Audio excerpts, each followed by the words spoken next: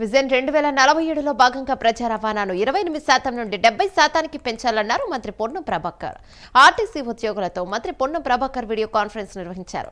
మహాలక్ష్మి పథకం ప్రారంభమై 2 ఏళ్లు పూర్తి అయ్యింది. ఈ సందర్భంగా ఆర్టీసీ ఉద్యోగులకు సిబ్బందికి అభినందనలు శుభాకాంక్షలు తెలిపారు. ప్రజా రవాణా మరింత ప్రజల్లోకి తీసుకెళ్లాలి. ఆర్టీసీ ఉద్యోగులు మరింత కష్టపడాలన్నారు. ఆర్టీసీ ఉద్యోగుల సమస్యలను పరిష్కరిస్తామని అన్నారు.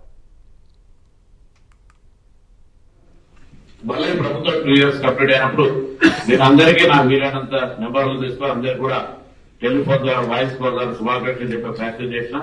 ఇట్లా కూడా ప్రత్యక్షంగా ఒకసారి చెప్తామని ఎంపీ గారిని నిద్ర అనుకొని మిగతా అందరూ మొత్తం 90 రిపోర్ట్ కానీ బడ్జెట్ చేసిన వాళ్ళు అందరితోటి మిమ్మల్ని వీలైనంత మందిని ఈ 2 సంవత్సరాలు మహాలక్ష్మి విజయం నేను కూడా ఎమ్మెల్యేగా అంతకుముందు ఎంపీగా తెలంగాణ ఉద్యోగంలో పాల్గొన్నాం.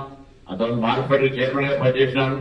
చాలా కాలంగా రాజకీయాలు ఉన్నా ప్రస్తుతం ప్రభుత్వంలో క్రియాశీలకంగా ముఖ్యంగా రవాణా శాఖకు సంబంధించినటువంటి మంత్రిగా ఉన్న సందర్భంలో ఈ శాఖకి ఎక్కడ కూడా పొరపాటు జరగదని గవర్నమెంట్ లో ఉన్నప్పుడు అన్ని రకాల మీ పక్షాన పోరాడతాను.